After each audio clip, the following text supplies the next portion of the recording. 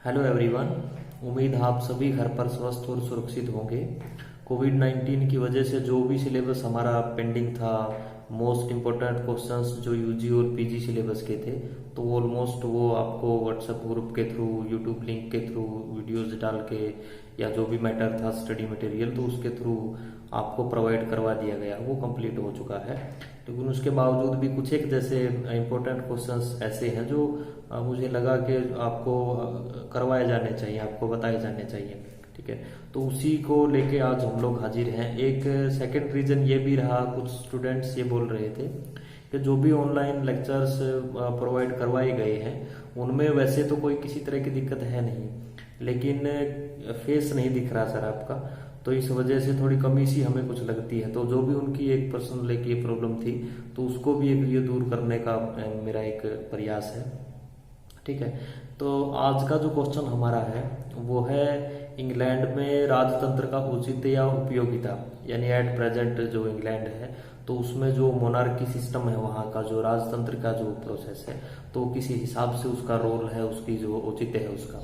ठीक है, इस क्वेश्चन को एग्जामिनर दूसरे तरीके से भी आपसे पूछ सकता है। इंग्लैंड में राजतंत्र के खत्म नहीं होने के जो कारण है उनका वर्णन करें, यानी जो आज के टाइम पे भी जहाँ जो डेमोक्रेटिक सेटअप है, इंग्लैंड में भी है डेमोक्रेटिक सेटअप, लोकतांत्रिक प्रक्रिया है, लेकिन राजतंत्र की जो निशानियां हैं वो भी उन्होंने अभी वर्तमान में भी रखी हुई है। तो क्या वजह है कि उन्होंने वो उनको समाप्त नहीं करना चाहते हैं, वहाँ इस तरह का एटीट्यूड है। ठीक है, तो इस क्वेश्चन को हम लोग आज डिस्कस कर रहे हैं। जहाँ तक कॉन्सेप्ट का सवाल है, जो मोनार्की का कॉन्सेप्ट है, राजतंत्र का जो शासन प्रणाली है, तो ये राजतंत्र की शासन प्रणाली इतिहास में भी हम लोग देख चुके हैं। राजतंत्र में राजा या महारानी का, यानी सम्राट या सम्राज्ञी का शासन होता है और उन्हीं के हाथ में संपूर्ण शक्तियां होती हैं। उनके द्वारा दिया गया जो भी आदेश होता है वो कानून का स्वरूप धारण करता है। अब ये जो हिस्ट्री में पूर्व के टाइम पे, प्राचीन काल के टाइम पे हम लोग यही देखते रहे कि राजाओं का शासन होता था। ठीक है, लेकिन यदि अब एट प्रेजेंट की हम लोग बात करें तो कुछ देशों में वर्तमान में भी जो राजतंत्र की प्रक्रिया है वो किसी न किसी लेवल पर मौजूद है। इंग्लैंड में है, जापान में जैसे सम्राट की व्यवस्था है, या सऊदी अरेबिया में हम लोग देख सकते हैं। इसके अलावा भी कुछ कंट्री और हैं, लेकिन उनको ज्यादा सा रियल पावर वर्तमान में नहीं मिली हुई है। ठीक है, क्योंकि हम लोग, हमारा जो क्वेश्चन है वो इंग्लैंड के रिगार्डिंग है। तो इंग्लैंड में जो लोग हैं या जो वहाँ जो राजनीतिक तबका है, तो उनकी इस तरह की कोई ऐसी थिंकिंग नहीं है कि हम लोग जो महारानी की व्यवस्था है, ये जो राजतंत्र की व्यवस्था है, ये हम लोग खत्म कर दें। हालांकि उनके पास चांस जरूर रहा है, क्योंकि एक जो जैसे सम्राट और पार्लियामेंट के बीच में जो पावर का स्ट्रगल हुआ, तो उसमें धीरे धीरे जैसे जैसे स्ट्रगल बढ़ा आगे, वैसे वैसे पार्लियामेंट की जो पावर है वो उनको ज्यादा मिल गई। क्योंकि एट प्रेजेंट यदि हम लोग देखें तो पार्लियामेंट वहां पर पावरफुल है और रियल जो पावर का प्रयोग है वो प्रधानमंत्री करता है। लेकिन जो नाम मात्र की शक्तियां हैं, नॉमिनल जो पावर है, जैसे इंडिया में प्रेसिडेंट की जो पोस्ट है, तो जो नाम मात्र और संवैधानिक जो अध्यक्ष हैं वो वहाँ पे सम्राट या महारानी है वर्तमान में, क्योंकि जो महारानी एलिजाबेथ द्वितीय है तो वो 1952 से वो अपने पद के ऊपर बनी हुई है। ठीक है, अब जो वर्तमान में राजा के या महारानी के पास जो भी पावर है, तो वो ताज के थ्रू, यानी जो भी सम्राट की पावर है तो वो पहले तो सम्राट के पास होती थी। क्योंकि यहाँ पर भी बच्चों को एक बड़ी दिक्कत है, उनको ये समझ में नहीं आता कि क्राउन क्या है, ताज क्या है और सम्राट क्या है। सम्राट पहले के जमाने में व्यक्ति था, लेकिन आज के टाइम पे, और जो सम्राट या महारानी अपने सर के ऊपर जो मुकुट पहनते थे तो उसको ताज कहा जाता था पहले के जमाने में। जो भी जैसे वो गोल्ड से या जो हीरो से, रत्न से बना हुआ जो उनका मुकुट होता था, और पहचान ही वही होती थी क्योंकि राजा ही उसको डालता था। जो रॉयल फैमिली है तो उसमें जिसको भी वो पद मिलता था तो वही उसको डालता था। तो वो जो मुकुट होता था उसको ताज कहा जाता था, उसको क्राउन कहा जाता था। लेकिन अब फिलहाल की यदि हम लोग बात करें इंग्लैंड में, तो क्राउन से मतलब संस्था से है, और इस संस्था में केवल महारानी शामिल नहीं है। राजा की जो पावर है वहां पे वो क्राउन नामक संस्था यूज कर रही है, और उसमें 3 जो महत्वपूर्ण जैसे पद हैं, king, cabinet and the parliament. क्योंकि जो KCP इनको हम लोग कह सकते हैं इन शॉर्ट में, जो किंग मीन्स जो भी जैसे पद के ऊपर या तो सम्राट होगा या महारानी होगी, जो उसके बाद सेकंड नंबर पे कैबिनेट है, जो भी जैसे मंत्रियों की व्यवस्था होगी, और कैबिनेट में जो एक किस्म से चीफ है जो, तो वो है आपका प्राइम मिनिस्टर, क्योंकि जो रियल पावर उसके पास है, तो मंत्री परिषद का अध्यक्ष वही होता है। इंडिया जैसी व्यवस्था है वहां पे। थर्ड नंबर पे है पार्लियामेंट, जो भी जैसे लीगल फ्रेमवर्क है, उनका जो कानून निर्माण की जो पावर है, तो वो पार्लियामेंट के पास है। ठीक है, तो ये तीनों जो संस्थाएं हैं, ये ताज की जो पहले के जमाने में राजा के पास पावर होती थी, तो वर्तमान में ये तीनों जो है उसका यूज करती है। तो कहने का मतलब ये है कि ताज एक संस्था के रूप में एक किस्म से एक वैधानिक महत्व है वर्तमान में उसका, और ये तीनों आपस में आपसी सहयोग से जो वो देश का शासन चलाती है। ताज की जो संस्था है, ताज की जो पावर है, जो भी ताज के नाम पे मौजूद है, तो ये तीनों संस्थाएं जो है कम ज्यादा वो एक अलग बात है, क्योंकि किंग या महारानी के पास नाम मात्र की शक्तियां हैं, तो अपनी मर्जी से वो उसको कोई पावर मिली हुई वर्तमान में नहीं है। और इसी वजह से हम लोग आज का जो क्वेश्चन है वो हम लोग डिस्कस कर रहे हैं कि क्योंकि उसके पास पावर नहीं है, तो फिर भी उसको रखने का क्या उचित है। ठीक है, तो अब इसमें फर्स्ट जो पॉइंट है, यानी क्यों जो है इंग्लैंड के जो लोग हैं वो राजतंत्र को खत्म नहीं करना चाहते हैं, तो उसके जो रीजन है, उसके पीछे जो कारण है, जो वजह है, जो फैक्टर्स हैं, तो उसको हम लोग अभी पढ़ते हैं। ठीक है, तो फर्स्ट पॉइंट इसमें है सम्राट का व्यक्तिगत प्रभाव, जो पर्सनल इन्फ्लुएंस है वहां पर, जो भी जैसे पहले के टाइम पे भी जो सम्राट रहे हैं, या 1952 से महारानी है, तो 1952 से लेके अब तक बहुत सारी सरकारें आई गई हैं इंग्लैंड में, लेकिन महारानी की जो एक पर्सनल इन्फ्लुएंस है, उसका जो एक व्यक्तिगत प्रभाव है, चाहे वो जो भी अहम जो फैसले लेने होते हैं उसमें हो, हालांकि बेशक उसके पास रियल पावर नहीं है, लेकिन फिर भी जो उसका एक्सपीरियंस है उनका, तो उसका जो बेनिफिट है वो लिया जा सकता है, उनसे सलाह मशविरा किया जा सकता है। तो ये एक रीजन है वहां पे। और कुछ एक टाइम पे जो पर्सनल एक एटीट्यूड है वहां राजा का, उसकी एक मेन नीड भी पैदा होती है। जैसे पार्लियामेंट के इलेक्शन होते हैं, अगर स्पष्ट बहुमत मिल जाता है तो फिर तो कोई दिक्कत है नहीं, जो भी प्राइम मिनिस्टरियल कैंडिडेट होता है तो उसको प्रधानमंत्री वो नियुक्त कर सकते हैं। ठीक, करना ही पड़ेगा उनको, ना वो उसमें से किसी नाम को डिलीट कर सकते, ना वो पर्सनल अपनी मर्जी से कोई किसी को प्रधानमंत्री या मंत्री बना सकते। लेकिन यदि स्पष्ट बहुमत किसी के पास नहीं है, तो उस परिस्थिति में जो भी जैसे महारानी है या सम्राट है, तो उसके ऊपर डिपेंड करता है, उसके व्यक्तित्व के ऊपर डिपेंड करता है कि वो सिचुएशन को किस हिसाब से समझता है और कैसे फैसला लेता है। ठीक है, यानी उसको ये देखना होता है कौन सा गठबंधन है, कौन सी पार्टी का कौन सा ऐसा नेता है जो संसद में बहुमत साबित कर सकता है और जो स्थायी सरकार का निर्माण कर सकता है। ठीक है, दूसरे नंबर पे एक सिचुएशन ये आती है जिस टाइम पे काम चलाऊ सरकार का जो प्रधानमंत्री है, तो उसको नियुक्त करने की जिम्मेदारी होती है, या जो शासन है उसको किसी हिसाब से चलाया जाए। उस टाइम पे एक मंत्रिमंडल यदि इस्तीफा दे रहा है और दूसरा जो नया जो मंत्रिमंडल है उसके आने के बीच का जो टाइमिंग बच जाती है, यानी एक ने त्याग पत्र दे दिया, दूसरे का क्योंकि उसकी नियुक्ति में वक्त लगता है, टाइम लगता है, तो वो जो बीच का एक टाइम होता है, तो उसमें भी जैसे सम्राट की जो व्यक्तिगत जो एक भूमिका है वो सामने आती है। ठीक है, तो इस वजह से उनको बेनिफिट हो रहा है इससे, तो इसलिए वो खत्म नहीं करना चाहते हैं। सेकंड जो इसमें रीजन है वो है अंग्रेजों का रूढ़िवादी स्वभाव, जो नेचर है ब्रिटिशर्स का, जो ब्रिटेन के लोगों का, तो वो कंजर्वेटिव टाइप के लोग हैं। वो संस्थाओं में सुधार तो करना चाहते हैं, जो भी उनकी प्राचीन संस्थाएं हैं उनमें वो सुधार तो करना चाहते हैं, लेकिन वो उनको इरेडिकेट करने में बिलीव नहीं करते हैं, वो उनको एबोलिश करने में भी बिलीव नहीं करते हैं। तो इसी वजह से जैसे उन्होंने लॉर्ड सदन को अभी भी रखा हुआ है, कोई ज्यादा पावर नहीं है।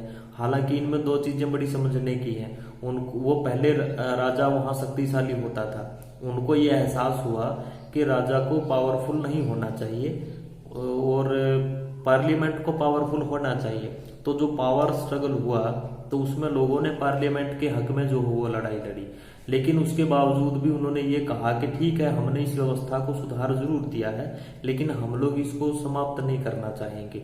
और उनके पास 2 बार चांस आया है, 1649 से लेके 1660 तक वहां पर गणराज्य की व्यवस्था क्रोमवेल के लीडरशिप में रही है।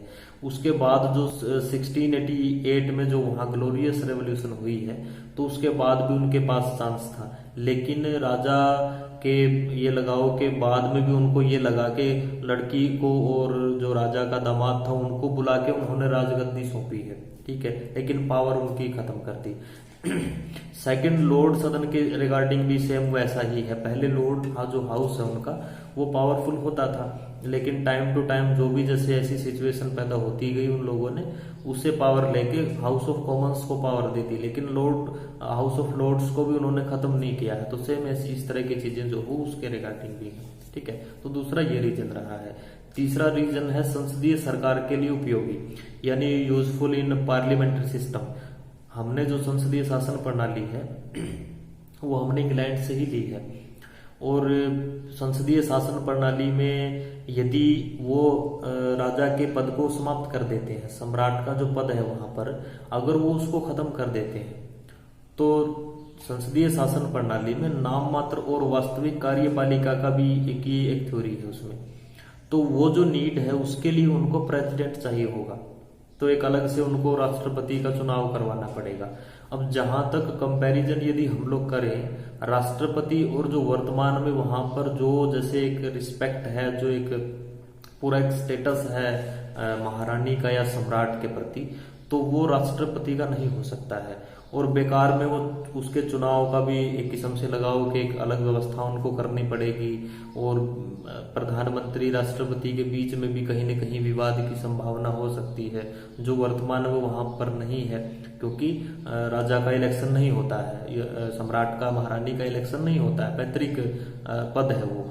तो एक किस्म से जो उनका पार्लियामेंट्री सिस्टम है उनको ऐसा ही कोई व्यक्ति चाहिए जो नाम मात्र का हो, और जो लगाओ के प्रधानमंत्री को प्रेशराइज करने की स्थिति में ना हो, जो जैसा सरकार उसको कहे वैसा ही वो मान ले।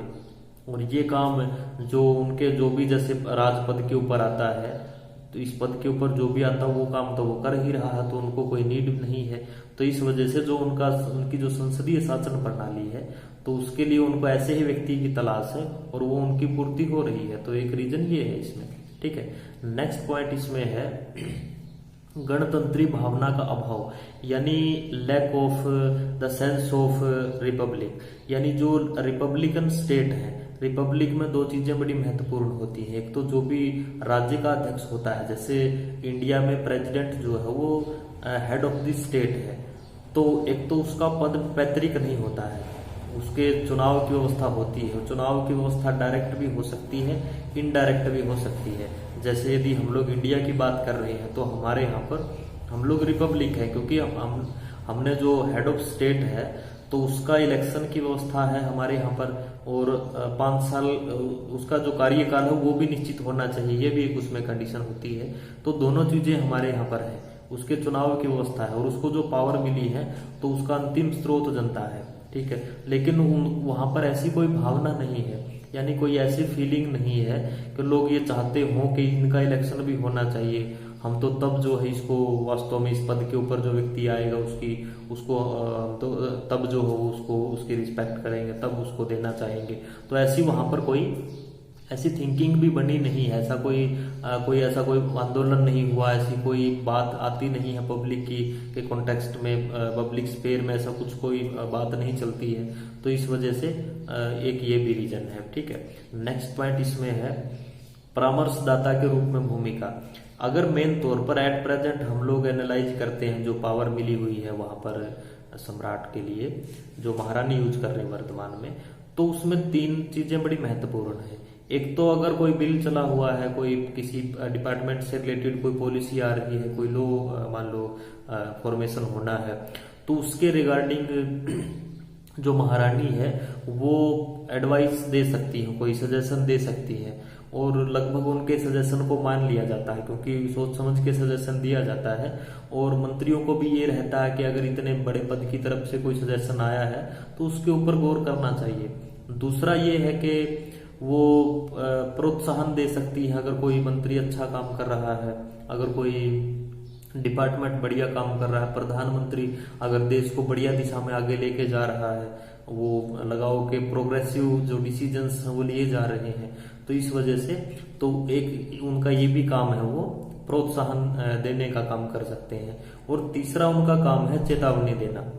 हालांकि चेतावनी का कोई ऐसा अर्थ नहीं होता है कि उसकी कोई गंभीर परिणाम निकलते हैं, लेकिन एक ये लगाओ कि एक मैसेज देने की कोशिश रहती है। अगर किसी डिपार्टमेंट में कोई मंत्री नहीं काम कर रहा है ठीक से, कोई पॉलिसी ठीक फ्रेम नहीं हो पा रही है, कोई पब्लिक की कोई बड़े सदर पर कोई प्रॉब्लम है, तो उसको जो है जो महारानी है तो उसके रिगार्डिंग कोई ऐसी कोई चेतावनी दे सकते हैं, तो सीधे तौर पर उसको मान लिया जाता है। यानी अगर ऐसा कहा गया है तो इट मीन्स कोई जरूरी ही कोई बात होगी। तो ये जो 3 काम है ये मेन है। तो एक किस्म से जो भी जैसे वहां पर डोमेस्टिक और जो इस टाइप के जो डिसीजंस जो भी लिए जाते हैं, तो उनके रिगार्डिंग जो भी नीतिगत जो फैसले वहां पर लिए जाते हैं, तो उनके रिगार्डिंग परामर्शदाता के रूप में भी एक बढ़िया जो एक रोल है उनको उसका बन रहा है। ठीक है, तो इस वजह से वो लोग खत्म नहीं करना चाहते हैं। नेक्स्ट पॉइंट इसमें है मध्यस्थ के रूप में भूमिका। नेशनल लेवल पर और जो इंटरनेशनल लेवल पर भी देखा गया है, राजा वहां पर जो भी जैसे सम्राट रहे हैं, जो भी महारानी है जैसे, तो उन्होंने जो भी गंभीर समस्याएं सामने आई हैं उन समस्याओं के समाधान में अपना रोल जरूर प्ले किया है। जब उनको लगा कि उनका बोलना उचित होगा तो उन्होंने मीडिएटर बनने की भी कोशिश करी है। बहुत बार ऐसा भी हुआ है कि नेशनल लेवल पर कोई ऐसी सिचुएशन हो गई है जिससे जो राजनीतिक हालात हैं वो गंभीर हो गए हैं, तो उन्होंने आगे आके ये कोशिश करी कि कैसे भी करके देश जो है वो सही दिशा में चलना चाहिए। या इंटरनेशनल लेवल पर भी जब इंग्लैंड के किसी देश के साथ कोई लगाओ बड़ी कोई दिक्कत पैदा होती, कोई फॉरेन पॉलिसी से रिलेटेड कोई ऐसा कोई बायलैटरल या मल्टीलैटरल कोई ऐसा इशू पैदा हुआ, तो उस टाइम पे भी उन्होंने ऐसी कोशिश करी है मीडिएटर बनने की कि कैसे भी करके वो जो विवाद है अंतर्राष्ट्रीय स्तर पर वो सुलझा लिया जाए उसको। तो इस कॉन्टेक्स्ट में भी उनकी एक भूमिका है। ठीक है, नेक्स्ट इसमें पॉइंट है ब्रिटिश सामाजिक जीवन का प्रमुख भाग है। प्रमुख भाग लगा लीजिए या फिर आप ये लगा लीजिए कि एक बड़ा लोकप्रिय एक पद है ये। और जो लोग हैं वहाँ की जो सोसाइटी से में लोग रहते हैं, तो उन लोगों की लगातार जो प्रतिक्रियाएं हैं या जो उनकी जो थिंकिंग है वो राजा के प्रति बड़ी महत्वपूर्ण है। और वो सामाजिक जो उनका एक दायरा है उसमें एक लीडिंग रोल मानते हैं रॉयल फैमिली का। नोट इसमें एक पद का ही नहीं है, इसमें राजा या महारानी का नहीं है, पूरी जो रॉयल फैमिली है उसमें जो भी लड़के हैं लड़कियां हैं, जो भी कोई मान लो कोई फंक्शन होता है, बकिंगम पैलेस है, जो बकिंगम पैलेस जो महारानी का निवास स्थान है, तो वहां जो जिस टाइम पे भी कोई ऐसा आयोजन होता है तो लोग बड़ा देखने के लिए आते हैं और बड़ी रिस्पेक्ट है रॉयल फैमिली के प्रति। इंग्लैंड के लोग बड़ी श्रद्धा रखते हैं और उनका विरोध नहीं करना चाहते हैं। उनकी हर चीज के ऊपर उनकी नजर रहती है। वो कैसे मान लो ड्रेसिंग का यूज कर रहे हैं वो एक फैशन बन जाता है, वो कैसे किन विषयों के ऊपर वो बोल रहे हैं तो वो लोग बड़ा गौर करते हैं। जो भी जैसे बड़े आयोजन होते हैं इंग्लैंड में तो उनको उस टाइम तक अधूरा माना जाता है जब तक रॉयल फैमिली से कोई उसमें नहीं आता है। और डायरेक्ट यदि महारानी या सम्राट उसमें शामिल होता है तो वो जो आयोजन है वो ऑटोमेटिक एक किस्म से सक्सेसफुल हो जाता है। तो जो भी उनकी लिटरेचर जो वो लिटरेचर सामने लाते हैं, जो भी उनकी धारणाएं हैं, जो उनके शौक हैं, हॉबीज हैं जो रॉयल फैमिली की, तो लोगों के ऊपर बड़ा असर करती हैं वो चीजें। तो इस वजह से जो भी उनका जो सोशल एक इम्पोर्टेंस है इंग्लैंड की जो सोसाइटी है तो उसके ऊपर गहरा प्रभाव है। तो इस वजह से वो इसको खत्म करने के मूड में नहीं है और ऐसी कोई लगाओ धारणा नहीं है। और यदि हम लोग इंडियन प्रेसिडेंट के साथ यदि हम लोग ऐसा कंपैरिजन करें तो हमारे यहाँ पर ऐसा बिल्कुल नहीं है कि जो सामाजिक जो जीवन है हमारा तो उसमें हम लोग राष्ट्रपति को इस हद तक हम लोग फॉलो करते हो जैसा वहां पर है। ठीक है, एक ये रीजन है। नेक्स्ट इसमें पॉइंट है, महंगी संस्था नहीं है, क्योंकि यदि ऐसा माना जाता है कि इंग्लैंड का जो भी जैसे बजट है तो उसका 1/20% ही जो रॉयल फैमिली है उसके ऊपर खर्च हो रहा है। और एज वी नो जो इंग्लैंड है वो कैपिटलिस्ट कंट्री है, पूंजीवादी देश है, आर्थिक रूप से समृद्ध देश है, तो कोई दिक्कत है नहीं उनको इस प्रकार की।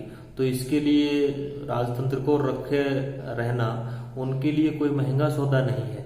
तो इस वजह से अगर एक्सपेंडिचर ज्यादा होता और उनको लगता कि इसको इस संस्था को खत्म कर देना चाहिए तो वो जाहिर सी बात है ऐसा विचार वहां पर चलता, लेकिन उनका आर्थिक रूप से कोई नुकसान नहीं हो रहा है, ठीक है। तो इस वजह से भी उनको लग रहा है कि इसको खत्म करने की कोई ज्यादा कोई बड़े सतर पर कोई जरूरत अभी फिलहाल नहीं है, ठीक है। और नेक्स्ट पॉइंट इसमें है, प्रजातंत्र में सहायक है, बाधक नहीं। जो डेमोक्रेटिक सेटअप है इंग्लैंड में, तो अब तक का जो भी जैसे राजपद जिसके भी पास रहा है, राजा जो सम्राट रहे हैं, जो वहां पर जो अभी महारानी है, उन्होंने कभी ऐसा प्रयास नहीं किया कि जो डेमोक्रेटिक सेटअप है उनका तो उसको किसी तरह का कोई नुकसान पहुंचे। जैसा सरकार ने उनसे उम्मीद रखी है वैसा ही उन्होंने उसको निभाने की कोशिश करी है। तो इस वजह से इंग्लैंड के लोगों को, इंग्लैंड की जो पॉलिटिकल पार्टियां हैं, इंग्लैंड के जो पॉलिटिशियंस हैं, तो उनको ये भी लगता है कि जो डेमोक्रेसी है हमारी, तो उस डेमोक्रेसी में इस पद की वजह से हमें कोई दिक्कत पेश नहीं आ रही है। तो इस वजह से अगर ये बना रहेगा तो हमारे लिए ठीक है। और वैसे भी जैसा हम लोग बात कर चुके, वो लोग बाई नेचर ही वो कंजर्वेटिव टाइप के हैं, तो इस वजह से वो इसको खत्म करने के मूड में, ऐसा कोई वहां पर वो कोई प्रयास जो वो नहीं करना चाहते हैं, ठीक है। ओके स्टूडेंट्स, तो ये एक क्वेश्चन था, तो मुझे लगा कि ये क्वेश्चन आपको करवा देना चाहिए, क्योंकि एक बड़ी दिक्कत आती है ये समझने में कि ताज क्या है, सम्राट क्या है, ये क्या राजतंत्र है। तो राजतंत्र की जो व्यवस्था होती है तो उसमें और निरंकुश राजतंत्र पहले इंग्लैंड में होता था, वर्तमान में निरंकुश नहीं है ये, क्योंकि वर्तमान में वहां पर सीमित लोकतंत्र की प्रक्रिया है, यानी राजा की जो पावर है उसको सीमित कर दिया गया, उसको लिमिटेड कर दिया गया है, ठीक है। Okay students, thank you.